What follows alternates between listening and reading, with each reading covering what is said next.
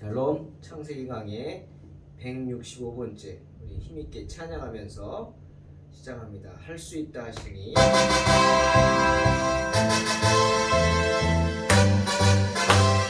하나 둘 셋 할 수 있다 하시니 나의 능력 주 하나님 의심 말라 하시고 물결을 걸라 하시네. 할 수 있다 하신 주, 할 수 있다 하신 주, 믿음만이 능력이라 하시네. 믿음만이 능력이라 하시네. 할 수 있다 하시기를 나를 바라보시고 능력 준다 하시네. 아멘. 할 수 있다 하신 주, 할 수 있다 하신 주, 사랑만이 능력이라 하시네. 사랑만이 능력이라 하시네. 할 수 있다 하시네. 나의 능력 주 하나님 주저 말라 하시고 십자가를 지니라 하시네. 할 수 있다 하신 주, 할 수 있다 하신 주, 희생만이 능력이라 하시네. 희생만이 능력이라 하시네. 다 하시네. 나의 능력 주 하나님 의심 말라 하시고 물결을 걸라 하시네. 할 수 있다 하신 주, 할 수 있다 하신 주, 믿음만이 능력이라 하시네. 믿음만이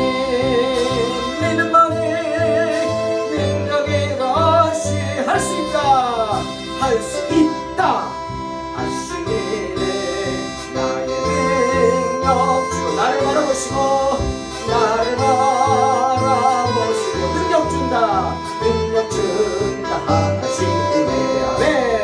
할 수 있다 하신 주, 할 수 있다 하신 주, 사랑만이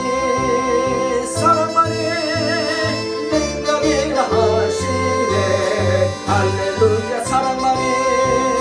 사랑만이 능력이라 하시네. 할 수 있다 하시네. 나의 능력 주 하나 나를 바라보시고 주저 말라 십자가를 지니라 하시네. 아멘. 할 수 있다 하신 주, 할 수 있다 하신 주, 희생만이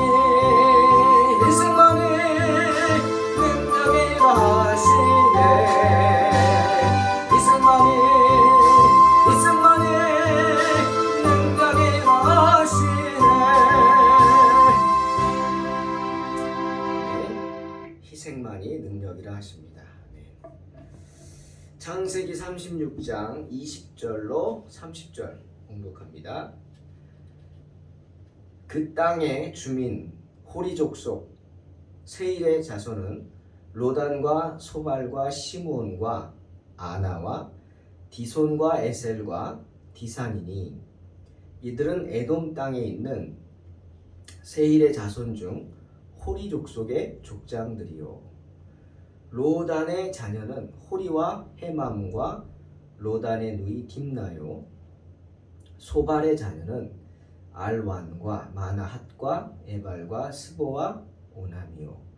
시므온의 자녀는 아야와 아나며 이 아나는 그 아버지 시브온의 나귀를 칠 때 광야에서 온천을 발견하였고 아나의 자녀는 디손과 오홀리바마니 오홀리바마는 아나의 딸이며 디손의 자녀는 햄단과 에스반과 이드란과 그란이요 에셀의 자녀는 빌한과 사완과 아간이요 디산의 자녀는 우스와 아란이니 호리 족속의 족장들은 곧 로단 족장, 소발 족장, 시브온 족장, 아나 족장, 디손 족장, 에셀 족장, 디산 족장이라.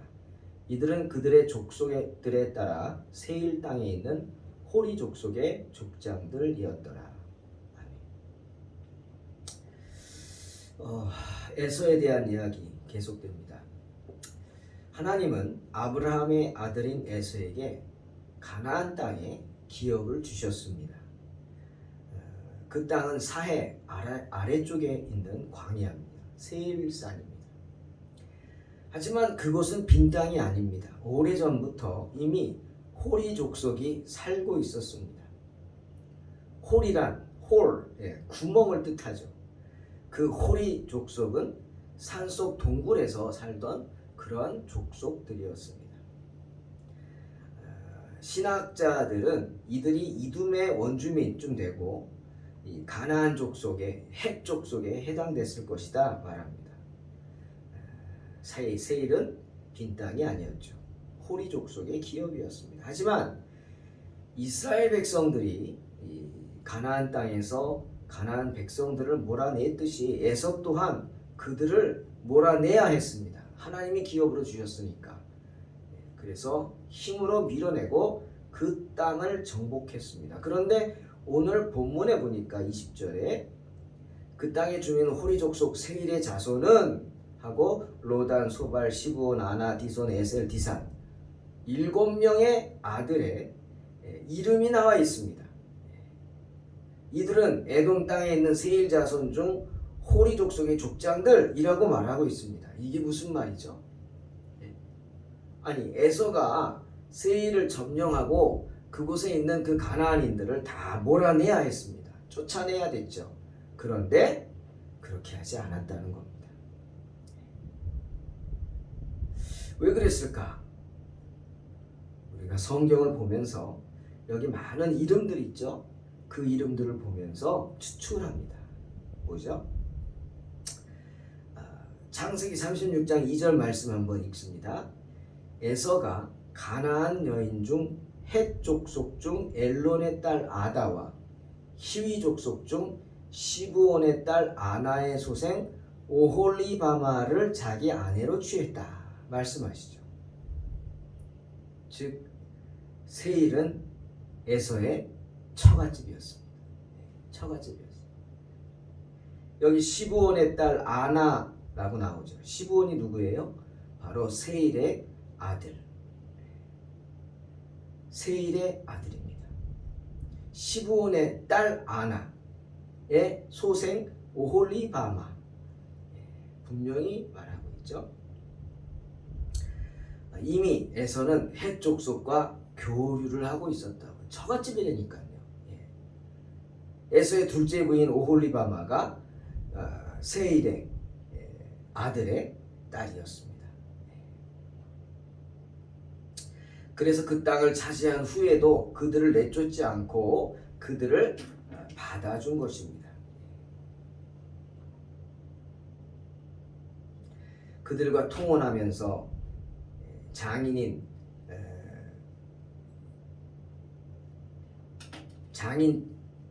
되죠. 아나의 아버지네요. 그러니까 시브온을 비롯해서 세일의 7 아들들을 족장으로 세워준 것입니다.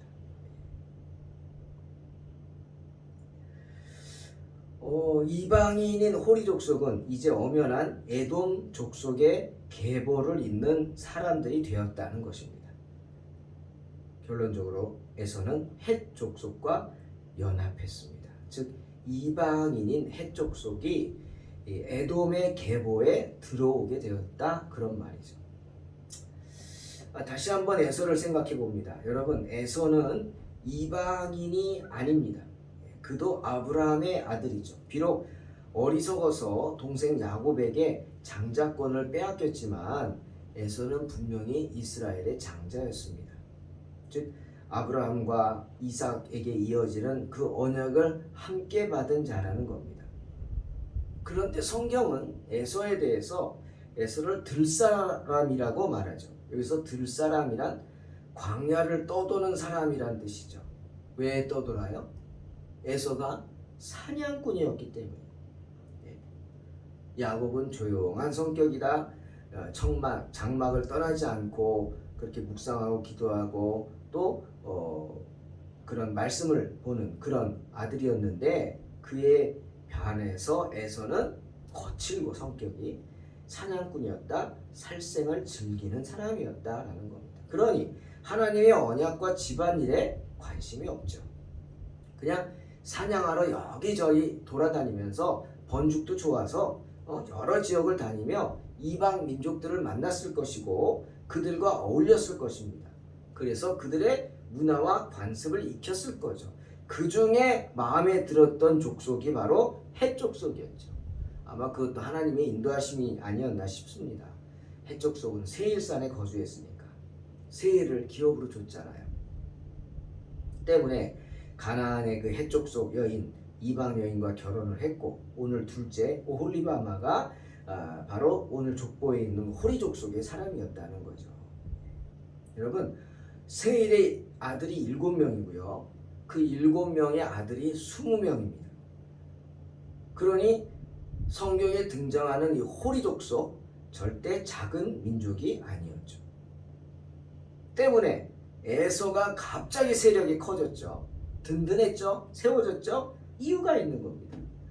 바로 이 이방 족속, 호리 족속을 받아들였기 때문이에요. 그래서 튼튼히 세워질 수 있었던 겁니다. 하지만 이것은 신앙의 모습이 아니죠. 이것은 하나님의 방법이 아닙니다. 하나님이 이방인과 통혼하고 이방인을 받아들여서 이방 문화에 물드는 걸 원하셨겠습니까? 아니죠. 이거는 철저히 에서 본인의 방법이었습니다. 잘못됐죠. 자기의 장자권을 파내서 이미 하나님의 언약의 축복을 상실했습니다. 그 일로 인해서 에서는 아마도 축복권, 그 장자권만 내놓은 게 아니라 영권도 내려놓은 것 같습니다. 무슨 소리냐? 믿음도 내려놓은 거예요. 그냥 하나님만 믿으며 살면 되지 뭐 그렇게 철저히 사냐? 난 장자도 아닌데 아마 그러지 않았나 싶어요. 그냥 같이 싸우지 말고 살지 뭐. 여러분 그렇지 않습니까? 사람들이 그러죠. 좋은 게 좋은 거지 뭐. 좋은 게 좋은 거라. 아닙니다. 좋은 게 좋은 게 아니라 하나님 보시기에 좋은 것이 좋은 것입니다. 에서는 아들들의 이름을 신앙적으로 지었어요. 하나님이 함께 하신다. 뭐 이런 식으로. 또 르우벤, 하나님이 도와주시고 뭐 이런 식으로. 그런데 겉모습만 그럼 뭐합니까? 겉으로만 그렇게 뭐 하나님 감사하는 이름을 붙여가지고 아들들 이름 지었다? 겉으로만 그건 뭐합니까? 속으로는 뭐예요? 내용은 가나안 족속과 통혼을 하는, 하나님이 싫어하는 짓을 하지 않습니까? 죄를 짓죠. 그런 에서가 신앙인일까요? 제대로 된 신앙? 아니라고 생각합니다. 에서는 영권도 내려놨어요. 아마 그래서 아비 이삭이 죽은 후 다툴 생각도 안 하고 장자권이고 뭐고 그냥 나 잘 살면 돼. 이 세상에서 내가 편안히 살면 돼. 그냥 잘 살면 되지. 뭐 이런 마음으로 세상과 타협했기 때문에 세일산으로 순순히 물러간 겁니다. 그리고 그곳에 있던 헷 족속들, 호리 족속과 싸우지 않고 야, 뭘 싸우냐? 그냥 같이 살자. 이렇게 연합한 것입니다. 때문에 성경도 에서의 후손과 세일의 후손을 동일하게 취급하는 거예요. 왜? 에서가 선택한 일이고 에서는 하나님의 자녀잖아요. 때문에 호리 족속도 하나님이 용서해 주시는 거예요. 받아주시는 거예요. 역사에 기록되는 겁니다. 성경에 가나안 들어갔을 때 기브온 족속이 꾀를 내서 죽지 않고 살아남게 됩니다. 여호수아와 이스라엘 족속을 속이죠. 그 기브온 족속, 그래서 평생 이스라엘 사람들과 함께 살지만 물 깃는 일, 노예처럼 일하는 일을 감당하게 됩니다. 이 세일의 후손들도 이 어리석은 에서가 받아줬기 때문에 하나님의 자녀의 계보에 들어가 있는 것입니다. 역대상 1장에 이들의 계보가 아주 자세히 소개되어 있습니다. 이스라엘의 역사로 기록됩니다. 에돔이라는 나라, 에서의 후손들이 세운 나라죠. 거기 8명의 왕의 이름이 역대상 1장에 나오고 그 에돔의 11명의 족장의 이름이 역대상 1장에 기록되어 있습니다. 하지만 그 후 에돔은 멸망하게 되죠. 거기까지입니다.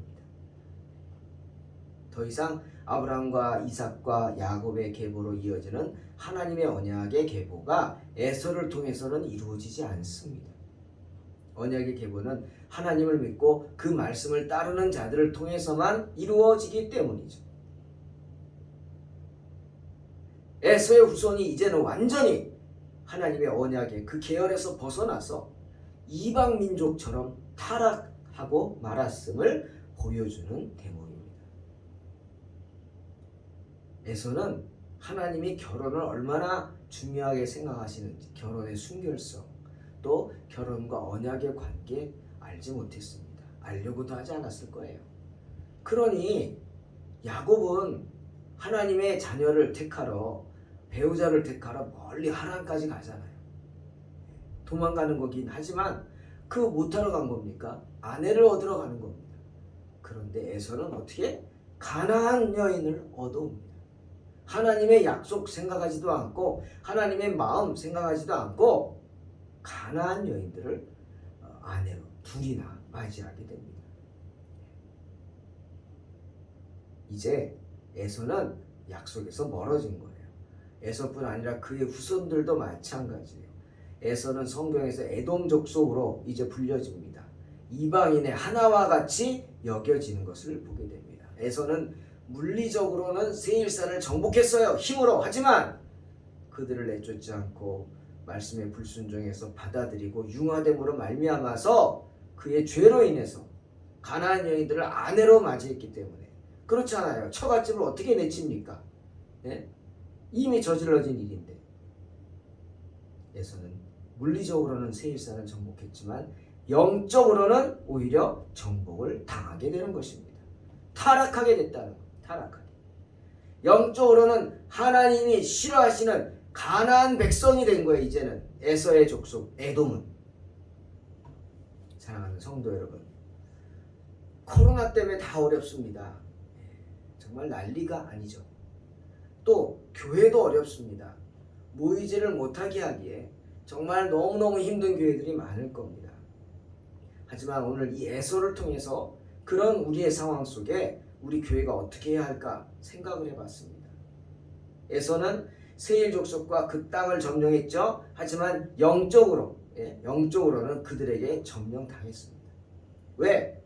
하나님의 생각대로 하지 않고 자기 생각대로 하려고 했기 때문에. 그래서 호리 족속을 쫓지 않고 오히려 아내로 삼았죠. 받아들였기 때문입니다. 물론 그래서 세력이 급속히 성장했죠. 성장했습니다. 하지만 결국은 얼마 못 가서 타락하여 하나님께 버림받고 역사 속으로 사라지게 되지 않습니까? 그렇습니다.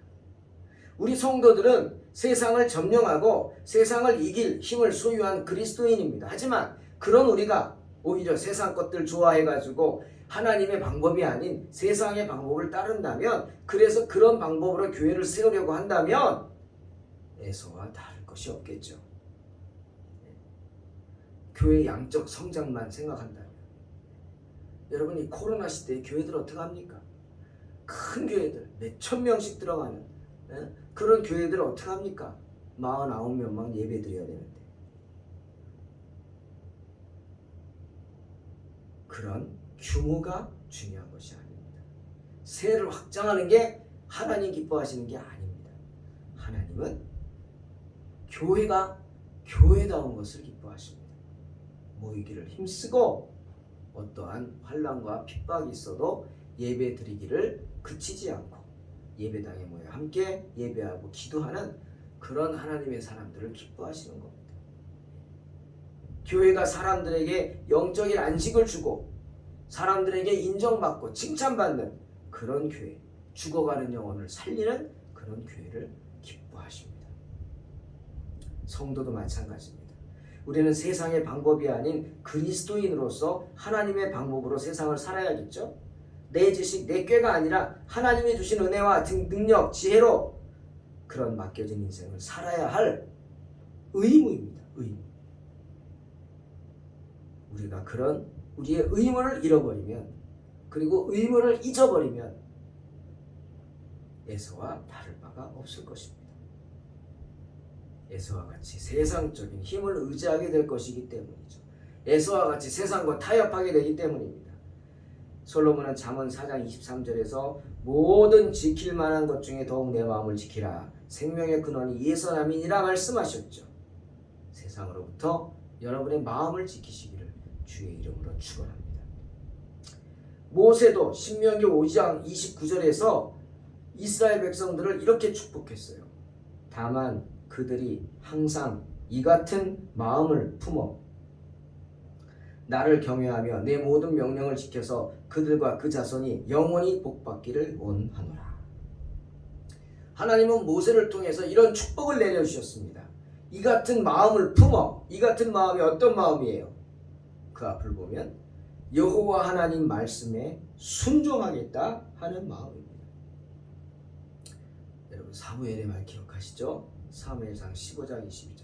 하나님이 제일 기뻐하시는 것은요, 다른 것이 아닙니다. 순종이 제사보다 낫고 듣는 것이 순양의 기름보다 낫습니다. 언제나 주님 말씀에 순종함으로 승리하는 저와 여러분 되시기를 주님의 이름으로 축원합니다. 기도하겠습니다. 하나님 감사합니다. 세상과 타협하고 영권을 내려놓은 어리석은 에서를 보면서 우리 자신을 돌아봅니다. 하나님, 이런 어리석은 에서와 같은 사람들이 되지 말게 하시고 항상 하나님을 기쁘시게 말씀에 순종하며 마음을 지키고 믿음을 지키는 복된 성도들이 되게 하여 주시옵소서. 예수님의 이름으로 기도합니다. 아멘.